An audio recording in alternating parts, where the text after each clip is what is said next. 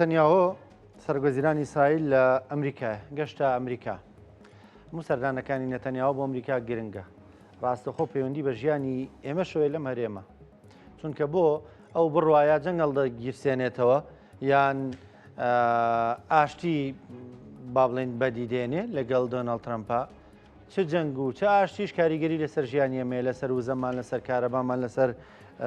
هەموو شتێکمان، ئارامی و استقرارمان لە لێرەش. گفتوگەی ئەم پرس و باس بابەتاکەین لەگەڵ زۆر بەڕێز کاک ناسر بابەخانی مامۆستا لە کۆلێژی نۆڤەل لە ئەمریکا ڕاستەوخۆ لەگەڵمانە. مامۆستا ناسر سڵاو لێ بێم کاتت باش، سپاس دەکەم، سپاس بۆ بەشداریکردنت لەگەڵمان، سپاس دەکەین کە بەیانێکی زووشە لای ئێوازێتت کێشاوە. زۆر سپاس. سەردانەکەی نەتەنیاهۆ ئەم جارە بۆ چییە بە بڕوای تۆ؟ ئەم کاتتان باش. ئەوەی ڕاستی بێ پێم شک نایە هیچ سەرۆکی وڵاتێک وەک نەتانیاهوو پێم وایە ئەمە هەشتمین جارە کە سەردانی ئەمریکا دەکات ماوەیەدا سەردانی ئەم وڵاتی کرد بێ و پێم وایە کۆڵێکی پرس لە کۆڵی خۆی ناوە بۆ ئەوەی کە بێتە لای دۆناڵد ترامپ و ئەو کێشانە بە جۆرێک لە جۆرەکان چارەسەر بکە. هەرچەند دوێنێ زەریف وەزیری دەرەوەی کۆماری ئیسلامی ئێران، وەزیری پێشووی دەرەوەی کۆماری ئیسلامی ئێران لە یادداشتێک لە ئەلجەزیرەدا باسی لەوەی کرد بوو کە نێتانیاهوو دەچێتە واشنگتن بۆ ئەوەی کە دیسان ئاگری شەڕ هەڵای سێنێتەوە و لەلایەکی دیکەوە با بڵێن بڵاوۆکێک وەک پۆلیتیکۆ باسی لەوە کرد بوو کە نێتانیاهوو دەچێت کە پەیوەندیەکانی لەگەڵ ترامپ چاک بکاتەوە بە حکمی ئەوەی کە بۆ خۆت دەزانی تێوەگلانی ئەمریکا لەم شەڕەدا وەک نیویۆرک تایمز باسی لێوە کرد ئەو کاتی هۆکارە سەرەکیەکەی ئیسرائیل بوو کە ئیسرائیل و دەستگای موساد و خودی نێتانیاهوو بەڵێنی ئەویان دابوو بە دۆناڵد ترامپ کە ئێران لە لاوااسترین دۆخی خۆیدا کۆماری ئیسلامی وە جەنگەیەتی کە گورزێکی لێبووە شوێنن بۆ ئەوەی کە دوجار پلانی ئەویان داڕش بوو کە کۆماری ئیسلامی بڕوخێ و بە حکمی ئەوەی کە ئەمانە بە ئاکام نەگەیشت بوو و هەندێک با بڵێن کردەوەی ئیسرائیل بەنسبەت با بڵێ کۆماری ئیسلامی بۆ ترامپ زۆر ئەوە نەبوو. بۆیە ئەمن هەست بەوە دەکەم کە ناشتنی ڕێوەڕسمی ناشتنی سێناتۆری کۆچکرد و لینزی گراهام بیانوویەکی باش بوو بۆ ئەوەی کە بتوانێت ئەم کێشانەی چارەسەر بکە و وەک باز لەوە دەکرێت بۆ خۆیان دەڵێن تاپ ئەجەندا واتە مەبەستی سەرەکی ئێرانە، بەڵام دۆسیەکانی عەرەبستان پرسی گرێبەستی ئەتۆمی، پرسی فڕۆکە جەنگیەکانی F-35 کە قەرارە بدرێت بە تورکیا، ئەمە بۆ خۆی لەلایەک وەلایەکی دیکەوە حیزب الله لوبنان و هەروەها ئاساییکردنی پەیوەندیەکانی لەگەڵ وڵاتانی دەرەوە. مەبەستمەوەیە کە بڵام کۆڵێک کێشەی پێیەکە توانێت لەگەڵ ترامپ گفتوگویان لەسەر بکە. باشە، بە بڕوای تۆ ینی زۆر جار وتراوە نەتەنیاهۆ کە دەچێتە ئەمریکا وەکو پێشتریش خۆت ئاماژەت پێکرد، ینی هەندێک دەڵێن بۆیە جەنگەڵ بگیرسێنێتەوە، بەڵام ئەم جارە دۆخەکە دۆخیەوەی کە جەنگەڵ بگیرسێنێتەوە، بە تایبەت ئەمریکاوە جەنگەکە دەکەن ناو بەناو ئیسرائیلیش لەو دوورەوە ئەم پارێزراوە، ینی دۆخێکی دروست کردووە بۆ خۆی تەماشا دەکا و جەنگەکەش هەمیشە لە بەرژەوەندی ئەودایە. پرسیاری چاکە بە حکمی ئەوەی کە زۆر جار چاودێرانی سیاسی باسییان لەو دەکرد ئێستا کە شەڕەکە بەردەوامە بە تایبەتی لە ماوەی ئەو 2 هەفتەی ڕابردوودا بەردەوام کە باشووری ئێران واتە کەناراوەکانی ئێران خەریکی لێدانیان بۆ ئەمریکا دەنگۆی ئەوەی هەبوو کە ئەگەری ئەوە هەیە کە بە لە ناوبردننی ئەو پۆتانسیێلانی لەباری سەربازی و لە کەناراوەکانی باشوور هەیە، باشووری ئێران واتە لە پارێزگای سیستان بەلوچستانەوە بگرێت تا دەگەیە دوودکەی کەنداو کە پارێزگای خوزستان لەوەیە،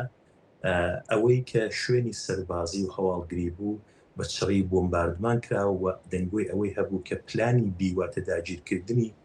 دوڕگەکانی هەناردەکردنینەوە وەک خارک و لارەک و ئەمانە یەکێک لە پلانەکان بێ، بەڵام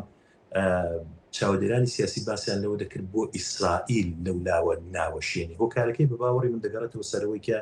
پێم وانە شەڕێکی هەمەلایەنە وەک شەڕی چل ڕۆژە دیسانەکە سەر هەڵدا هۆکاری تایبەت بەخۆی هەیە. بە باوەڕی من ئستراتێژی ئەمریکا ئێستا گۆڕدراوە و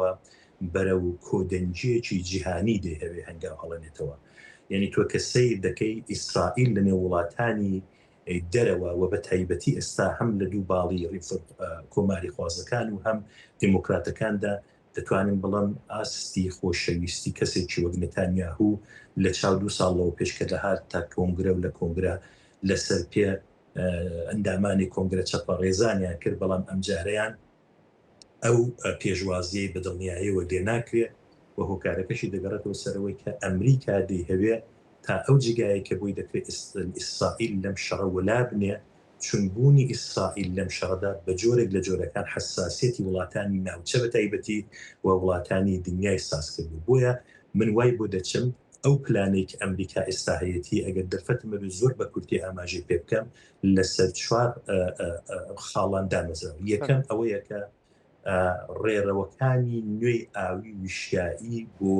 جێگرەوەی گەروی هورمز بدۆزنەوە. ئەوەندەی کە متاڵام لەسەر کرد بێت چەندین ڕێڕەوی ئاوی تا ئێستا هەیە کە دەتوانن دوجار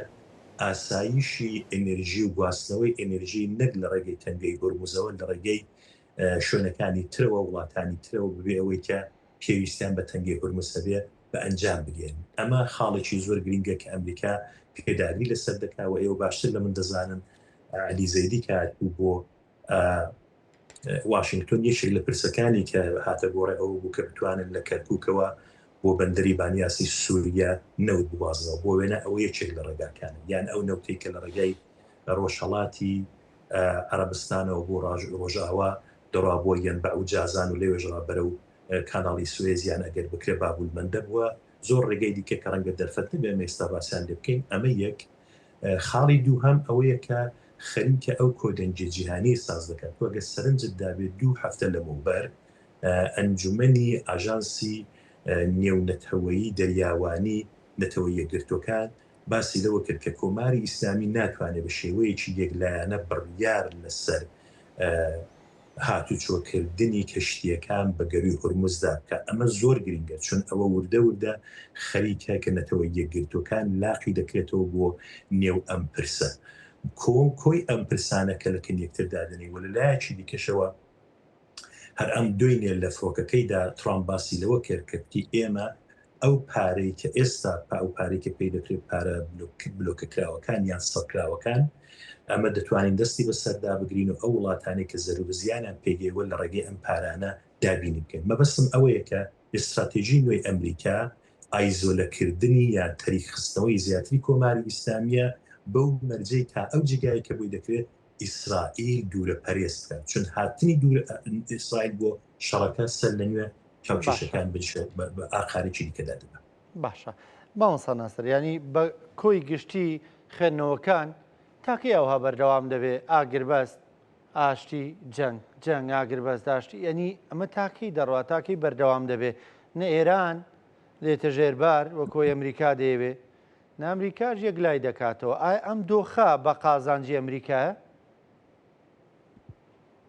بەبێ گومان هیچ قازانجێکی بۆ ئەمریکا تێدا نییە ینی سەرنجڕا کێشە ئەو هاوکێشەی نەوت و دۆلار و بەرزبوونەوە و دابەزین ینی تۆگەر وەک کەسێکی ئاسایی سەیری ئەم دۆخە بکەیت بەڕاستی سرت سۆ دەمێنێت کە لە چرکە ساتێکدا چۆن دەتوانێت تەقینەوەی فیشەکێک لەم ناوچەیە شوێندانەری هەبێت لەسەر سعر و نرخی وزە و کەلوپەلی دیکە. بۆیە بەردەوامی ئەم شەڕە هەر ئێستا من وەک شارۆمەندێکی ئاسایی ئەم وڵاتە کاتێککە لە ماڵەوە دەچمە دەر یەکەم شت کە دەیبینم گەزستەیشێنە لێوەدا ساری بنزینە کە دەیبینم بە پێی ئەم شەڕە نرخەکە هەڵبەستدا بەز دەکات. بۆیە ئەمە وەک ئاماژەت پێکرد بەڕاستی زۆر گرینگە ینی ئەمە دوجار بۆ ئەمریکا بە تایبەتی بۆ ئەو لایەنەی کە دەسەڵاتی بەدەستەوە ئێستا تو بۆ خۆ دەزانی سنات و کۆنگرە و دەوڵەت بەدەستی کۆماری خوازەکانەوە و هەل لە ئێستاوە دەنگۆی ئەوەی هەیە کە لە هەڵبژاردنەکانی میتر ئەگەری ئەوە هەیە کە کۆماری خوازەکان تووشی شکست بن و بە جۆرێک لە جۆرەکان کۆنگرێز لە دەستدا. بۆیە ئێستا ترامپ کەوتۆتە وەک عەرزم کردی ئەو کێشەیە دەیەوێت بە هەر جۆرێک بێ خۆی ڕزگار بکە بەڵام سایکۆلۆژی ترامپ لەگەڵ شکست و کەسێکە کەگەتۆ بچێنی و بنج و بناوانی کەسایەتی ئەم سەر و کۆمارەوە دەبینی کە شکست بۆ ئەو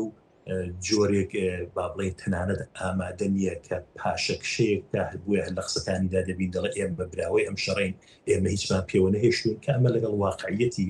لەسەر ئەرزی موجود بەڕاستی جیاوازی هەیە. بۆیە من وای بۆ دەچم کۆماری ئیسلامیش لەولایەوە کەوتوتە تەنگەژەیەکی یەکجار زۆرەوە لەباری ئابوووریەوە و هەروەها ئەو کێشە سیاسی کۆمەڵایەتیانەی کە وەک بۆرکانێک ئەگەری تەقینەوەیان هەیە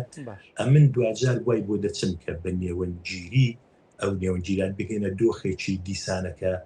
نەشەڕ نەئاشتی و ئەو دۆخە بمێنێتەوە تا ئەو کاتێککە یان دەسەڵاتی کۆماری ئیسلامی ئاڵوگۆڕێکی نەڕەتی بەسەردێ یان ئەوەسەر ئەوها لی دەگەڕێن ئێران ئێستا مەترسیە وەکو یەکەم ڕۆژی بەر لە دەستپێکی جەنگەکەش لانی کەم دەتوانێت مەترسی لەسەر وڵاتانی ناوچەکە دروست بکە لانی کەم لە سەرچاوی وزیان بدا لە بەرژەوەندەکانیان بدا باگەرچی لە ڕێی پرۆکسیەکانیشیەوە بێ لە ناوچەکە ینی بە درۆنێک بە موشکێک ئەگەرچی توانەکانی لاوازیش بوو بێ بەڵام هێشتا دەتوانێت لە مەترسیەکە لە بەرژەوەندەکانیان بدا ئایا ئەم مەترسی ئەوها دەهێڵنەوە ئەوها لی دەگەڕێن بمێنێتەوە ئەو ئەگەر سیر بکەی هەر ئێستا خەریکە لە ناوچەکەدا با بڵێن کوالیسیۆن یان جۆرێک لەگرێ بەستی سەربازی لە نێوان وڵاتاندا ساز دەبێت لەوە پێشترمە گرێبەستێکمان هەبوو لە نێوان پاکستان و عەرەبستان هەردوێنێ پێرێ بوو کە کوێتیش لەگەڵ پاکستان ئەو گرێبەستە سەربازی چەکداریەی ئیمزا کرد لەلایەکی دیکەوە دەبینی خەریکە کوالیسیۆنێک بەکەوی پێی دەوتێت کوارتێت واتە پێکاتوو لە پاکستان و میسر و قەتەر و عەرەبستان و تورکیا و لەلایەکی دیکەوە کوالیسیۆنێکی دیکە هەیە کە پێی دەوتێت هێگزابۆن کە بریتێ لە ئیسرائیل و قبرس و یونان و هەروەها ناڕاستەخۆ ئیمارات بۆیە دەبینی بە حکمی ئەو مەترسیانێک کە لە نێو هەموو ئەو کوالیسیۆنانەدا خاڵی هاوبەشیە هەڕەشەی هاوبەشیان کۆماری ئیسلامیە واتە ئەوانش گەیشتونە ئەو خەناعەتەی کە وەک باز لەوە دەکرا نازانم ئێستا لەسەر یاد نیم بەڵام یەکێک لە مینستریمەکانی ئەمریکا باسی لەوە کردبوو کە لەم شەڕی دواییدا کوێیت و با بڵێن بەحرێنیش لە بۆمباردومانکردنی باشووری ئێران دەستیان هەبوو وەک لەوە پێشتریش کە عەرەبستان و ئیمارات کردبوویان بۆیە کۆماری ئیسلامی ڕاست دەکەی بە شێوەیەکی لە ناختا هەڵگر ئەم هەڕەشەیە دەتوانێت هەبێ بەڵام وای بۆ دەچم وەک عەرزم کردی خەریکە ئەو کۆدەنجی جیهانیە تەریقخستنەوەی کۆماری ئیسلامی وردە بەرەو دۆخێک برا ببە کە لانی کەم پێمن بێ بەو خواستانەی کە ئەمریکا داوای کرد و دیارە و دانوستانە و ئەوەی کە بتوانێت سوڕێ خۆی بپارێزیە ڕەنگە بکرێ بە شێوەیەکی ڕووپەشیانە هەندێکیش امتیاز بە کۆماری ئیسلامی بدرێت ماوەسا ناسەردوا پرسیارم لەسەر کۆالیسیۆنە یاخودە و جۆرە لە لێکتێگەیشتنی نێوان میسر و قەتەر و تورکیا و پاکستان و سعودیە و ئایا ئیسرائیل زۆر جار ئەمەی بە مەترسی ناو بردووە لەسەر خۆی ئایا لێ دەگەڕێ ئەم وڵاتانە ئەوها یەک بگرن و هێزێکی گەورە دروست بکەن بە تایبەت پاکستان خاوەنی بۆمبی ئەتۆمیە ینی هەروە دادەنیشە لە دوورۆ لایر لاپید ڕێبەری ئۆپۆزیسیۆنی با بڵێن ئیسرائیل لە پارلەمان دوێنێ ئاماژەی بەوەی کرد لە دوای ئەوەی کە ئەمریکا باسی لە گرێبەستێکی هەستەی گرێبەستێکی ئەتۆمی لەگەڵ عەرەبستان کرد وتی تەنانەت ئەگەر ئەوەی کە پێی دەوترێت نۆرمالیزیشن واتە ئاساییکردنەوەی پەیوەندیەکانیان لەگەڵ ئیسرائیل ئەگەر ئەم پەیوەندیانە ئاسایش بکرێتەوە ئێمە ئیزن نادەین کە عەرەبستان توانایی پیتاندنی ئورانیۆمی هەبێت و ئێوە باسی دێوە کرد ئەو ترسە لە گۆڕێدایە و لەلایەکی دیکەشەوە ترامپ لە سەفەرەکەیدا بوو تورکیا باسی لەوە کرد کە دۆسیەی دانی فڕۆکە جەنگیەکانی F-35 بە تورکیا چارەسەر بووە ئەم دوو خاڵە واتە ئەوەی کە هێژمۆنی ئیسرائیل لە ناوچەدا کاڵ دەکاتەوە و هاوکێشە سیاسەکان بەرەو ئاخارێکی دیکە دەبات من بۆیە وای بۆ دەچم ڕاستە ئەو کوالیسیۆنەوە لە بەرامبەریدا ئیسرائیلیش کوالیسیۆنی خۆی ساز کردەوە باسم لێوە کرد ئیسرائیل و قبرس و یونان و ئیماراتی چون ئێستا و درۆنانێک کە ئیمارات دەیان فڕێنە بەسەر ئێراندا درۆنی ئیسرائیلین بۆیە ئەو ڕۆژهەڵاتە ناوەڕاستە نوێیەی کە خەریکە ساز بێ بە باوەڕی من هێژمۆنی ئیسرائیل بە واتایی کە دەوڵەتی نێتانیاهو مەبەستی بوو کە خۆی بەسەر ئەم وڵاتەدا بسەپێنێن نابینین و بە جۆرێک لە جۆرەکان پێم وایە دەوری تورکیا و عەرەبستان بڵێ تۆختر دەبێتەوە سپاس دەکەم زۆر بەڕێز مامۆستا نەسر بابەخانی سپاس کە لە ئەمریکاوە لەگەڵمان بووی سپاس دەکەم بەیانێکی زۆر لایەوە ماندوومان کردی زۆر زۆر سپاس.